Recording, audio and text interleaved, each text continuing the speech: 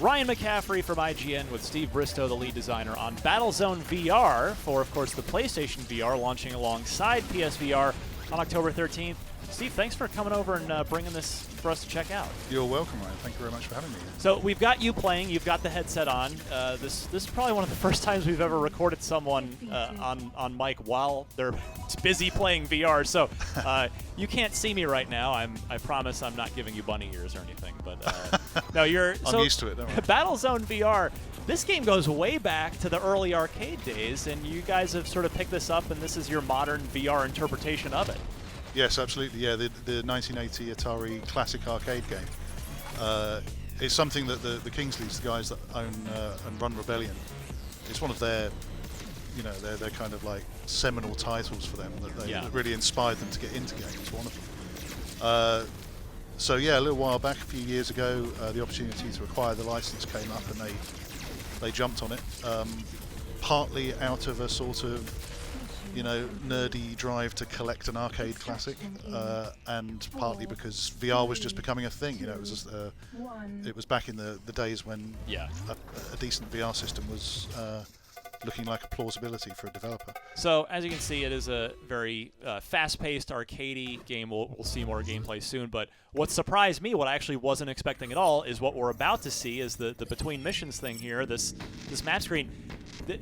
Well, fireworks, I haven't seen those. That's old school. That's a nod to the classic, right? It is, yeah. But the game has sort of a roguelike design element to it. It's no two games are ever the same, and you can play it basically endlessly. That's exactly right, yeah. So we have a procedurally generated campaign map here. Each hex represents an environment and a mission. Okay. So this one's going to give me a defend mission, for example. What have we got there? And that's a simple attack mission. So different mission types on the different hexagons. Yeah, exactly. So there's a bunch of different objective types, like attacking enemy convoys, taking out defenses, all sorts of different things. And each of those missions can be played on any of the environments. And then it scales up in terms of complexity as you advance across the campaign. So they start off with sort of simple mission types, relatively easing you into the game. Yeah. But by the end of it, it gets tough. That means that over the course of playing the game, you've got to have visited these things, supply points, where you spend the data that you accumulate, the money, essentially, that you earn, and you upgrade your weapons and so on and make yourself tougher. So it uses that kind of loop that I associate with roguelike games, of the better you do, the more you can invest in your progress.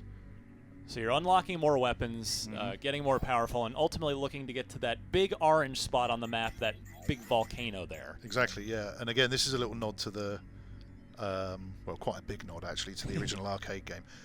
Off in the distance of the old Vector screen, the Vector graphics version of Battlezone, there was this little volcano.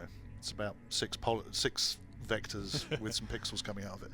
And a lot of legends were spread around that you could actually drive over and reach that volcano in the arcade game, which I can neither confirm nor deny. Well, let's jump back into some more gameplay here, because there's a lot more to discuss with this game. First of all, and by the way, I should note the powers that be have asked me to remind people that the video you're watching now is captured off of the 2D screen output of a PlayStation VR. So this is lower resolution. This is not what it ultimately looks like. This is just a 2D representation of it. And I'm watching you play the actual game, and I've played the game, and it is a full, high octane surround experience. It just this is the 2D output version. Yes, well that's one of the important things about VR. It's actually really difficult to communicate to people how it feels, as you'll know, having just played it. The sense of scale that you get, the feeling that you're surrounded by monolithic buildings and huge cliffs and so on. It's really powerful with the headset on, and it simply doesn't come across at all on the flat screen. It's extremely difficult to communicate that. So one of the great things for us has been that Battlezone was one of the games that Sony chose to put in its Best Buy demos, so you could go into a Best Buy and try the headset out. Oh, okay, so right now there are Best Buys where we can go give this a shot. Yeah, and they've been really busy getting the PSVR into shows. We were at E3 Right now we're at EGX, so anybody at EGX go and check out our stand. And it's really important to try VR out. You know, it doesn't matter how many times I try to explain to people how awesome it is. You still get surprised from people when they try it and are like, yeah, okay, right, I get it. And you know, anybody who is skeptical about VR and hasn't tried it ought to be ready to eat some humble pie, because it is. Well, what's another sort of cool trick that you guys have up your sleeve with this game? We're not seeing it here at the moment, but you have cooperative play. So that's right. Yes. If a friend of yours also gets a PSVR headset, you can play together over a PlayStation Network. Exactly. Yeah. Up to 4-player co-op. So yeah, you can create a fire team of 4 friends or 4 strangers, if that's your thing. And that really mixes up the type of mission that you're going to get, and the way that you tackle it. The game becomes it really shines actually with a couple of friends. It starts to really come together. Many of the game's mechanics are designed to be primarily single player, but with a strong cooperative component. So for instance, I've got a piece of special equipment here, Vampire, which is, as you see, it's turned that tank green, and now for a brief period, any damage that I do to him is returned taking his health. Nice. As my health. It's a heavy tank that just rolled over me. That works in co-op as well, so any of my teammates shooting that green tank will also get health. Oh, cool. So it's one of the ways that the game is designed from the ground up with co-op in mind. I like little Gears of War style active reload there. Yes. I take it you get a little bonus if you hit it right in the green. Yeah, you do. It's quite tough to do, actually. I'm demonstrating extremely badly. There we go. And I guess I should point out, since again nobody can see you playing the game here on this video, because certain PlayStation VR games are played with 2 move controllers. You are using the regular DualShock gamepad here. Yeah, absolutely. And it was designed that way from the get-go. We, partly because, well, I mean, really the main reason is it just feels like an appropriate way to control a tank. Yeah. So yeah, the game has been designed around the DualShock controller. As you're cruising, can you kind of look around your cockpit a little bit here for people? Sure. Yeah, you kind of look down at the chair and you can see. Yeah, so you're in there. You're in that cockpit. Yeah. So the control scheme, I mean, as you can see, I'm not representing the fact that I've got 2 controllers on this tank cockpit. This is actually using the original Battlezone arcades style of movement as I rotate around and so on. Yeah. We're mimicking that, but that's just a nod to the arcade game. But you can actually see the PS4 controller in your view. That's cool.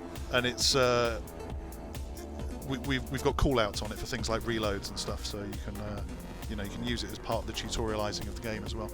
And it's quite a nice feeling to actually have it in front of you. And what I liked about when I played this earlier, I did not get nauseous at all. It's a fast action, fast moving game, but I was able to keep my lunch down. So I don't know what you guys did, but I appreciate it. Well, thank you. Because that's not always the case with VR games. No, that's true. It's certainly an issue that people are very conscious of, and we've been very conscious of. Again, it's something. The extent to which it was going to be a problem that we had to solve became clear as we early on in development. The first prototypes of this game were much more challenging in that respect than. But we've done a lot of interesting stuff, some big and some small. Probably the most significant thing is that we keep the frame rate, using the reprojection at 120 hertz. So it's rock solid the whole time. Yeah. That smoothness really helps, and the nearly imperceptible pickup of your head movement. As I move my head around here, I don't know how well it comes across on the video. Pretty clear. And I don't imagine I look particularly smart doing it. But, well, no one can see you. But it picks it up instantly. You really forget that you're watching what's essentially an image that's being updated. Right. It keeps that illusion really solid. And from a design perspective, that's a technical thing that the PSVR headset just does really well. And our engine is good enough to maintain this very high frame rate. But there's a bunch of other stuff going on at a design level as well. The most significant of which is the fact that we actually decouple the head from the head movement from the cockpit movement. So if your tank gets rocked, it's not your point of view getting rocked as well. Exactly, and that was something that we discovered in the development process to begin with, as I would have done if I were designing this game for a flat screen experience. The horizon would tip around as your vehicle moved, because that helps to convey the motion of the vehicle, and it feels more dynamic and cool. If I can just sort of go up a slope, it might come across on the video, but as the vehicle tips, my head doesn't. So I'm sort of automatically stabilizing myself, as it were, and the vehicle rocks underneath me. And you don't really notice that happening when you're in VR. You still get all of the sensation of moving around, but your head isn't being moved in a way that your brain isn't anticipating, if you know what I mean, which is an unpleasant thing to have happen in VR, and something we learned the hard way, essentially, in developing. So this is going to be, we'll just have you finish this last level here, and, cool. And we'll wrap up. Oh, this might take me a while. This is a shield mission. Well, this is a cool looking map. Yeah, there's a lot of, you got to look up, get these drones, there's other tanks. Yeah. So, I mean, another thing that's helping us with making the game exhilarating but comfortable is you'll see that the terrains are largely flat. Yes. You know, large open areas to move around in, and there are slopes connecting them, but it's not organically hilly. Our first prototypes were like that, and whilst they were fun, it was just a little bit too close to our non-comfort zone. So we came up with this scheme for making the environments. So you've learned a lot about developing for VR over the course of this project, it seems. Yes, along with everybody else, we are very much sort of writing our own rulebook as we go. And there's what's really great from a professional standpoint is that there's a really vocal and active and well-informed community around VR development. You know, people like Katie Good from Triangular Pixels do a lot of talks and share the information and the lessons they've learned. And that's really helped out in development terms, and Sony themselves have been great as well. They've learned an awful lot, of course, and we're very happy to share it with us. It's great. I mean, it's the game's looks good, runs good, feels good, and again, 4-player co-op with a more or less endlessly replayable campaign. In a nutshell, yeah. I guess we'll keep playing off camera to see the final volcano level. But I guess, how long is each, the campaign's meant to be played over and over again. Yeah. About how long does it take to get through each run? Well, it can vary greatly. As you saw, that campaign map offers, you can take a pretty circuitous route around it, picking off lots of different missions. If you beeline straight to the end, I don't know. I mean, the missions have been designed to take anywhere between a couple of minutes to maybe 10 or 15 minutes to finish. Mm-hmm. Some of the larger ones might take maybe up to 15 if you take your time a little bit. They're quite small, bite-sized chunks.